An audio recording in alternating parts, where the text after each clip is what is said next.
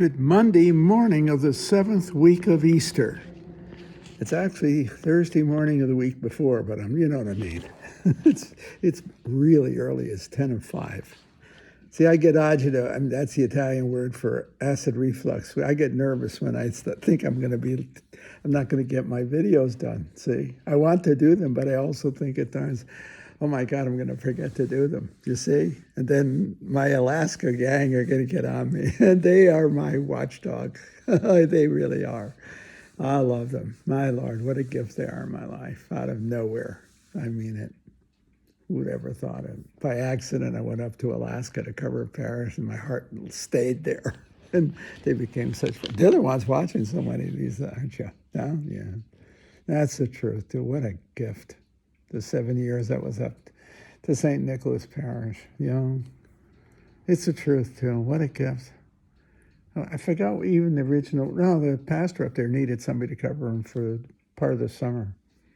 I think he was going to Europe or something, or Israel. I forgot what. Now I don't remember, but all I know is I went up there. I went up there not to care about the parish. I went up there to see Alaska. It was my excuse to get to Alaska. I came with my rifles. I thought, here's my chance. And what I ended up was falling in love with the parish. That's the truth. I've been many times there, 7 years up there. Yeah, but I have to say there's a cute story associated with that. Of course, the readers, it has to do with the liturgy. And I mean this with so much loving respect, okay? But we had a reader, and I'm almost positive it was in Alaska. If not, it was here at St. Mark's, formerly St. Tim's. But today is the feast of Our Lady of Fatima, okay? One of the great appearances of our Blessed Mother in the 20th century. Yeah, very important in the life of the faith, as far as, the apparitions of our Blessed Mother are really critical, and Lady of Fatima is huge in the piety. But it's St. Louis, it's not Alaska. It's St. Louis. When I got here, there was great devotion at St. Tim's to Our Lady of Fatima and all the rest. But the name, the streets, St. Timothy's, the streets that were developed after Timmy's was formed, actually, the neighborhood, okay, Indian Hills, all right? I think that's what it's called. Yeah, I'm sure of it. Anyway, there's what I would call the St. Louis pronunciations. They're uniquely special, or maybe just South St. Louis and Afton. I don't know. But a great devotion to Our Lady of Fatima, okay? Great, and La Salette. The names of the streets in the neighborhood, in the subdivision, are very many of them are named after our Blessed Mother's appearances, okay? However, all right, while they name them, they mispronounce them. So it isn't Our Lady of Fatima. They say Our Lady of Fatima, but the name of the street is Fatima. I say that with so much affection. They'll say Our Lady of Fatima, but at the same time, when they look at the street, the name of the street, they call it Fatima. Now, I can't get that out of my head. That's 50 years ago. I still call Fatima, okay? And hence, when I think of Our Lady's appearance and Our Lady of Fatima, I think Our Lady of Fatima. I can't help it. And you guys that are from Afton who might be watching this, you know darn well we call it Fatima here.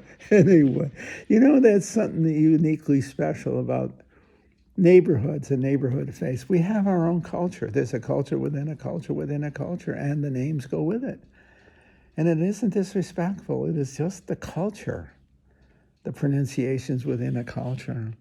And I think of the readings in this whole week, of course, and the Acts of the Apostles, when they would go into a neighborhood, the neighborhood would go into a city or something different, and that's the Acts of the Apostles. They adapted and they preached into the adaptation, meaning they learned from the people. They loved the people, and they preached the gospel to the people, and the people heard them, I think, because they knew Paul loved them. So that's the kicker. The love preceded the word. They felt his love for him, and therefore they heard his word. As transformative and revolutionary as it was, they embraced it. That is the truth, too.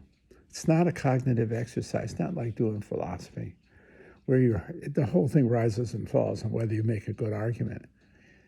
Here, it's a matter as much of the heart. You can hear the chimes. It's 5 o'clock.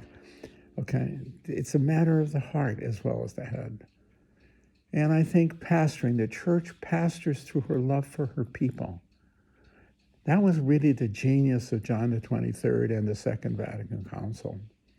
Prior to that, at least within the 20th century, there was such an emphasis on canon law and I think church structure, and I think it was necessary because it was scattered all over the place. And I think under the leadership of the popes, they saw they had to really, really restructure the church in a sense, in a canonical way, not in terms of faith, but in terms of structure, practice, especially the liturgy, which was really a mess. And that had to be straightened out. And those of us that are my age remember the strictness with which the liturgy was performed. That was all a product. No longer showtime. No, it was conformed. And it was very important, and it set up the Second Vatican Council. See?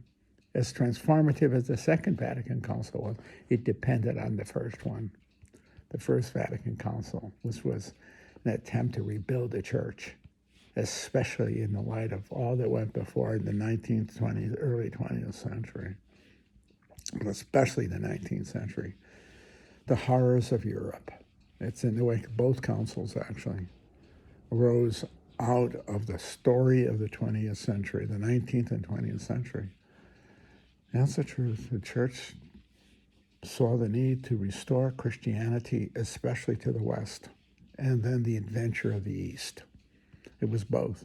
Restoring the West, the faith in the West, the church, but also preaching the gospel to the Asian community and African, but mostly I would say Asian. We were going global, just like the Acts of the Apostles. And we stumbled into situations. We were reforming and stumbling at the same time. It was a revolution, and yet it wasn't. It was a restoration more than a revolution, but it had, as it were, a certain kind of excitement and disturbance at the time. You had to live through the 60s. And in some ways, the faith was so profoundly deepened from canonical observance to depth, gospel depth. But at the same time, we lost a generation. We confused a generation in many, many ways. When I think of all of the friends and family, et cetera, go with the whole enchilada of people who were raised in the faith, active within the faith, who no longer practice the faith. They may still have it, but they don't practice it. A vast number. And my friends and my family, et cetera. See? Are they believers? In their heart, yes. But in praxis, not, liturgically, very few. Do they have Christian morality to the core? Yes. But in a sense, maybe they feel disenfranchised. They were very, very engaged in the liturgy when it was the Roman liturgy, the Latin. But maybe it was too much of a change. I don't know. I know we lost our monasteries, emptied out. It was no longer, as it were, customary to be Christian or Catholic. It became a challenge. You had to actively believe. I saw that happen when the monastery where the guys left. I told you that a million times now. They didn't leave because they wanted to get married. They left because they didn't believe anymore. It was a shocking time, the 60s. They were brutal in terms of the faith. Maybe it was the Vatican Council came too fast. The changes, especially liturgically, from a cultural point of view, not a theological point of view, but from a culture, maybe it was too much of a shock.